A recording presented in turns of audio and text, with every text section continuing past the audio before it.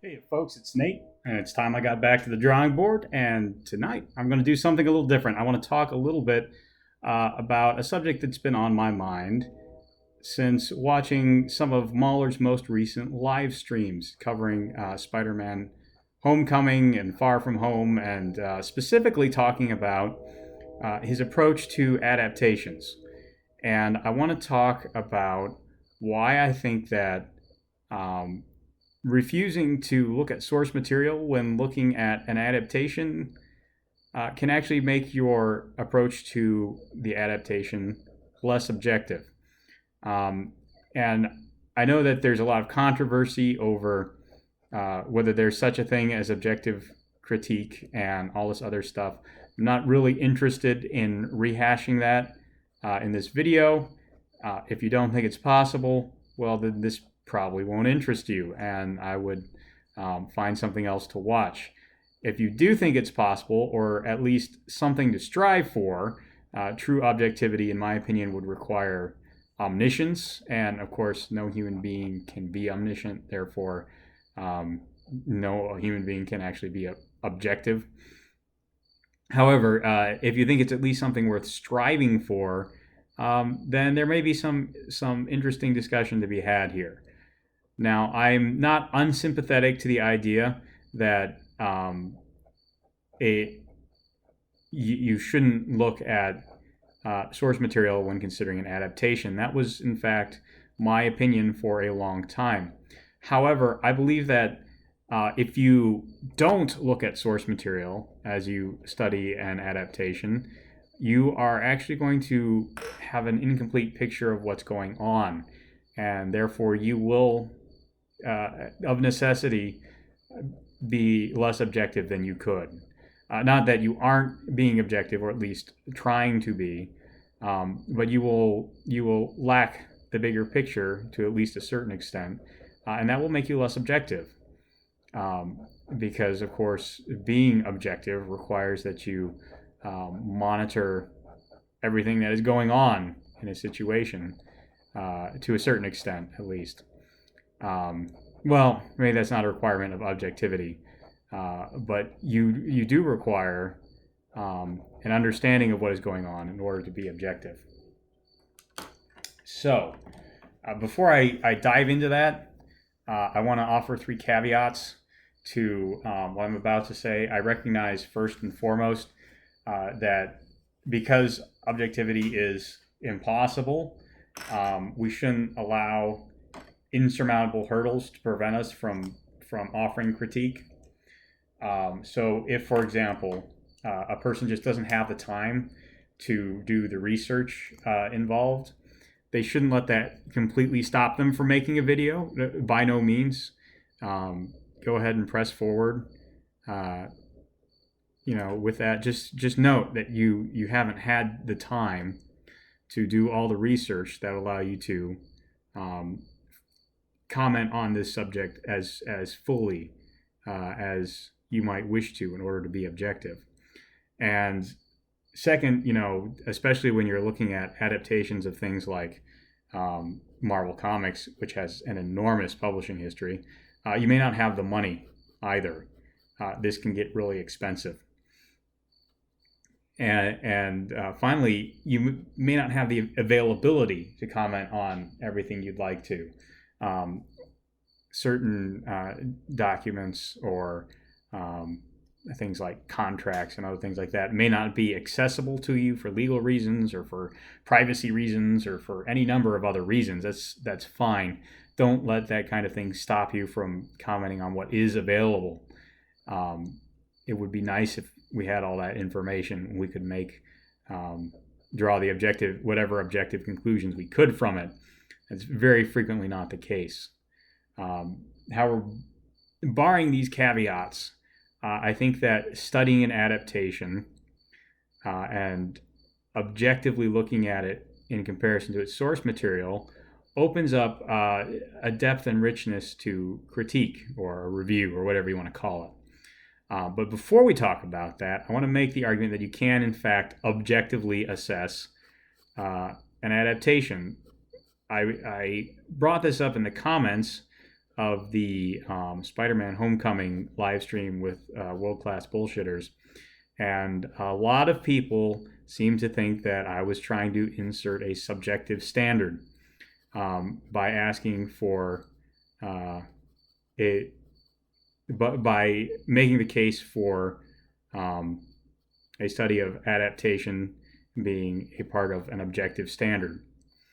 I don't think that's the case, and I thought the reasoning there would be pretty straightforward, but a lot of people didn't seem to follow it. So before I dive into the ins and outs of what I think is good and bad objective analysis of an adaptation, I want to make the case for objective analysis of adaptation. I mean, if you can study the development of a story, its plot points, its character beats, those kinds of things, you should be able to objectively compare them as well. You should be able to objectively compare them, whether it's an adaptation or not. The whole point of striving for objectivity is to allow comparisons of people's thoughts, and it's not a big stretch to go from an objective comparison of one story to objective comparison of two stories.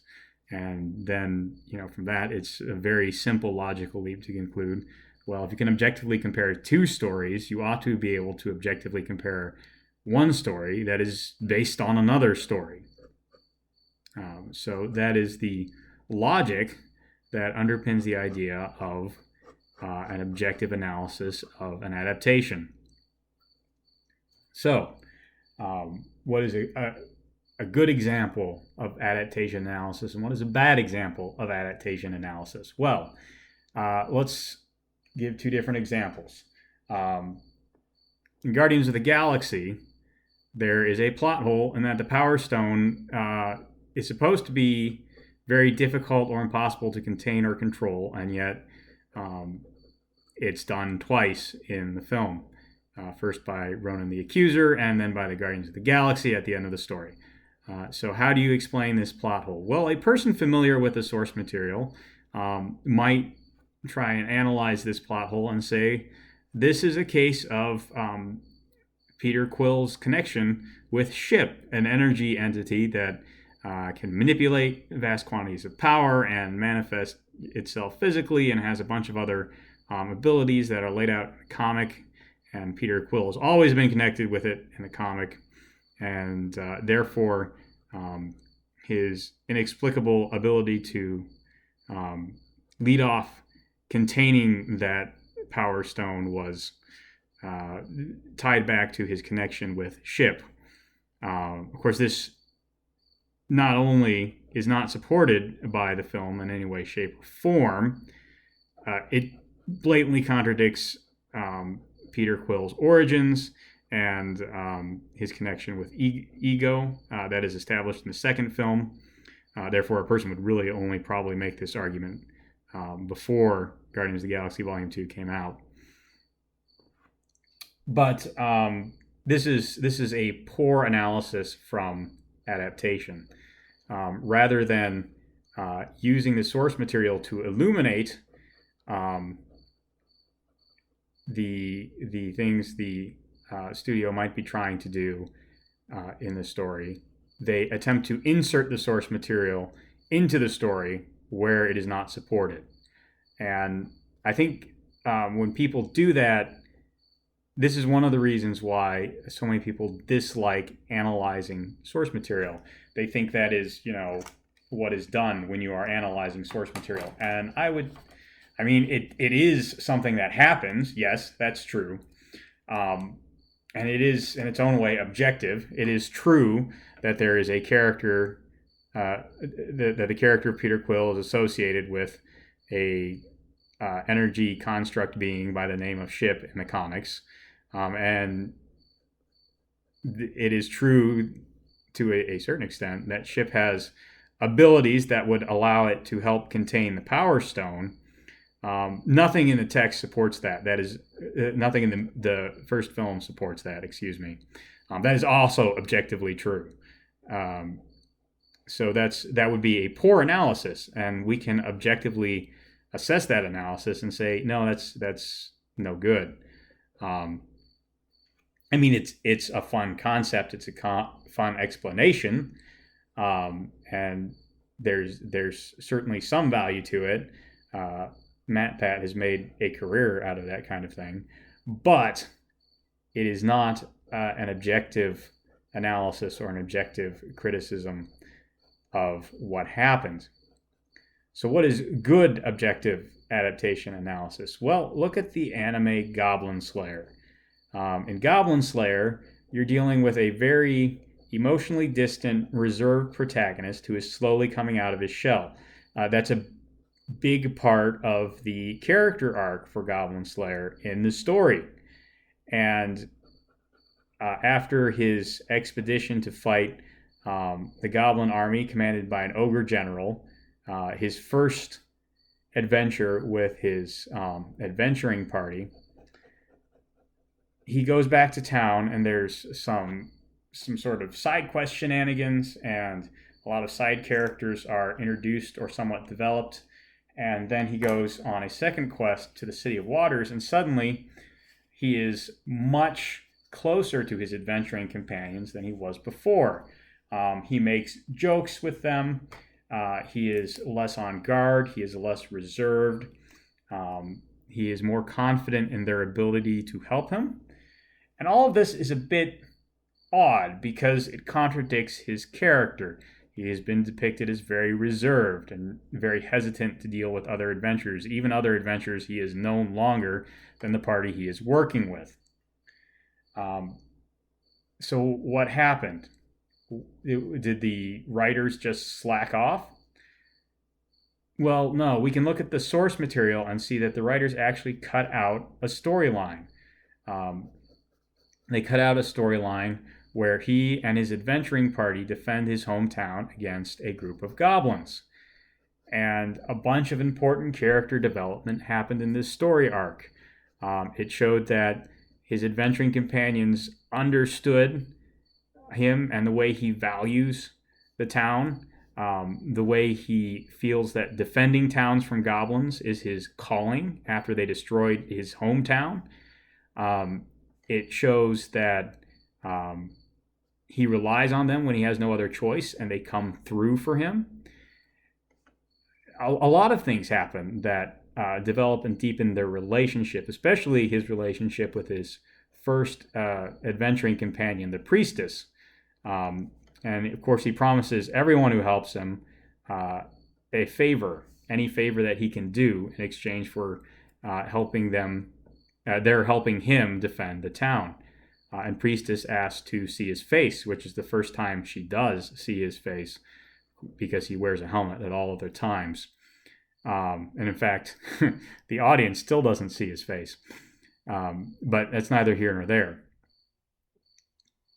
So we can see that the adaptation cut out a very important part of Goblin Slayer's character development. We can see objectively that there were character beats, there were moments there that would make his later behavior consistent with his character, but which, when removed, made his character inconsistent. Now, this gets really complicated when you're looking at something that doesn't develop beat by beat.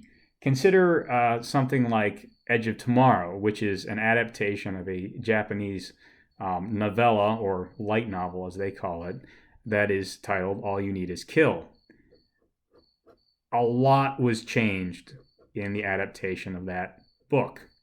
The setting was changed. The main character was changed. Even things about the aliens and the way they worked were changed. The character arc is completely different.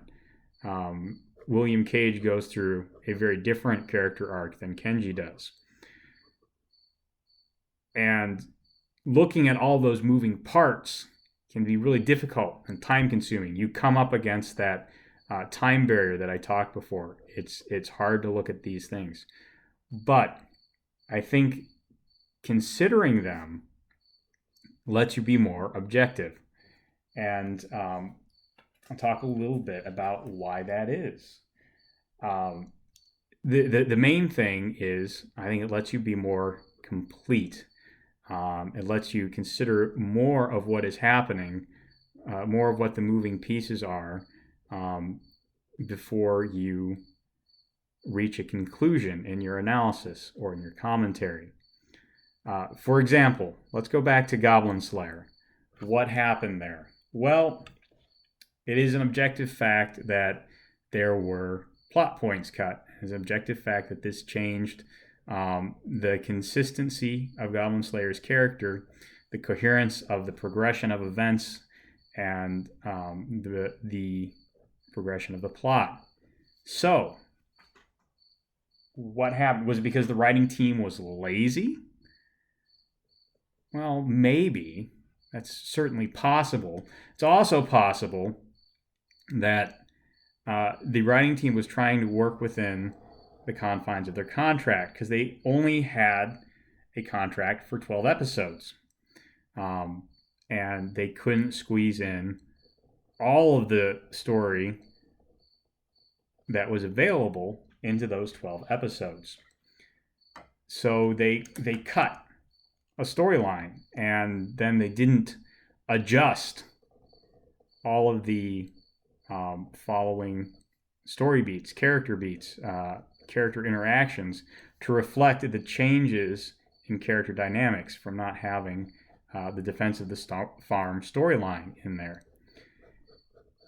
And then you run into the question of, why didn't they tweak things after they made that cut? So, okay, they only had a contract for 12 episodes. That does in fact change what they can do.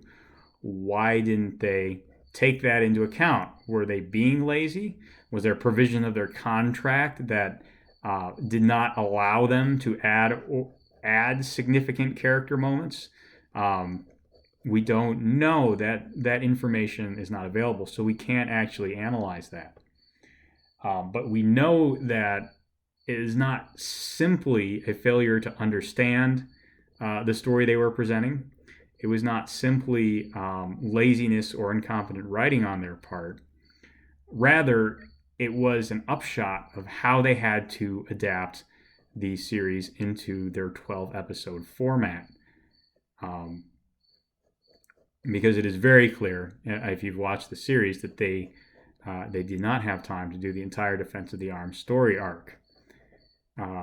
It would have required probably 3 episodes, and they only had one in between the end of the Ogre General and the beginning of the City of Waters arc.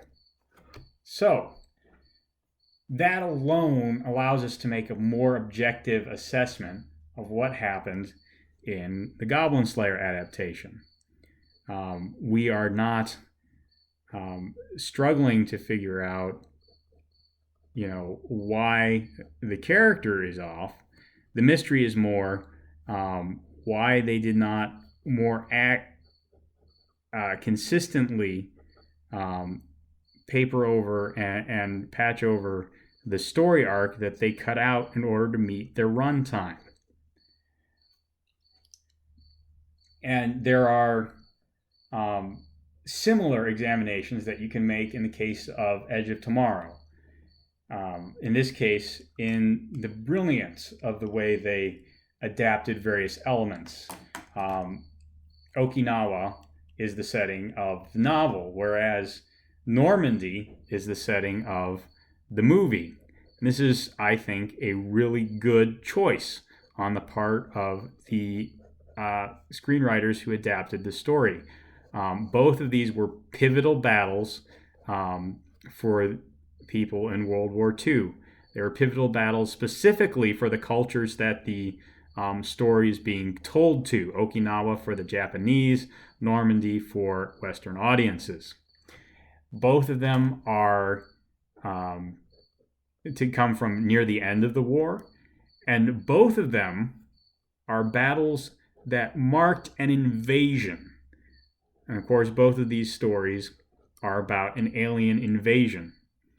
So the setting of Normandy could be looked at as um, happenstance or trite, or just a desire to evoke a historic vibe. But when you look at it from the perspective of an adaptation, you see that they are working very hard to preserve the author's original intent, at least to a certain extent. So that gives your analysis of what the scriptwriters are doing more depth, more richness, and yet you are still working within objective bounds. You are working within things that are objectively true from the script, true from the text. And I think that gives you better and richer analysis. Analysis that is largely closed to you if you don't look at the source material. Another reason is when I studied writing, there was a thing that was occasionally brought up known as the Great Conversation. It was the idea that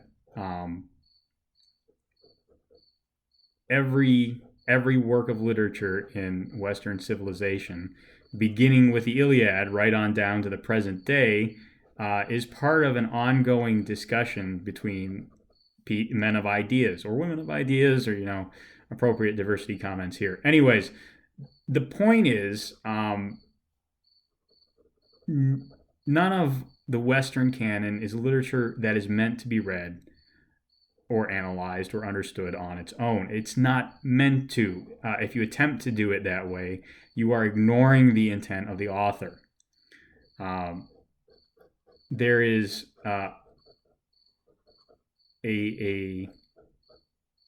the technical term is allusion, with an A, not with an I. More commonly today, we just say, that's a reference.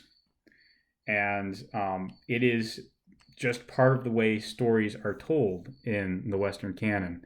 And really, in just about any canon, you can't ignore allusions and do a good job as an analyst. Again, examples. The movie Logan makes numerous allusions to the movie Shane. As a matter of fact, there is a point where you actually see X-23 watching that film on TV. And you can't really say you've done a complete job of discussing the film Logan if you don't also talk about Shane. It is objectively the intention of the people who wrote that film to make you think of Shane while you are watching Logan. And there are also films which make just your general pop culture references without it being quite as deep. Peter Parker, Spider-Man from the MCU, is actually a good example of this. He makes numerous pop culture references. Look at the scene in Captain America Civil War, where he references The Empire Strikes Back. You never see him watching Empire Strikes Back. You don't understand what he is alluding to from anything in the film. You have to have the outside knowledge of the AT-AT Walker scene in The Empire Strikes Back in order to parse that reference. Of course, what he's saying becomes apparent when he trips Ant-Man, or Giant Man, if you're going to be picky about it. That becomes instantly apparent. However, it's not poor writing simply because Spider-Man references another piece of media outside of what he's working on. And there's interesting tidbits to be gleaned from that. Tripping the Megazord was, a semi-common gambit in Power Rangers. But Peter Parker picks an example where tripping the giant thing is done by heroes rather than by villains, showing that he is, thinking of himself as a hero still. He is still striving to be heroic, even though he's very aware he's dealing with a complicated and muddled situation. So illusions have a lot of value in an analysis, and there's a lot of value, a lot of objective value to be derived in looking at them. But an adaptation is just a film-length illusion to another piece of media. So why would we cut ourselves off from that great conversation by not discussing it, by not looking at the plot points and trying to compare them in whatever way we can? Now, this is not, again, this is to attempt to understand the actions and the intent and the symbolism that the authors may be putting into their stories, not necessarily to reflect how we feel about it or what the quality of a film is or any of these other things. This is part of an attempt to objectively glean more about the film that we are studying by comparing it to its source material. And maybe I've been convincing, maybe I haven't, but I think that you can do this objectively and get objective value from it. So the desire not to strikes me as a purely subjective one. Now, there are good reasons to have that subjective desire. No human being can be objective. We just aren't cut out for it. We don't have the time, we don't have the resources, we don't have the access. And that's fine. That's fine.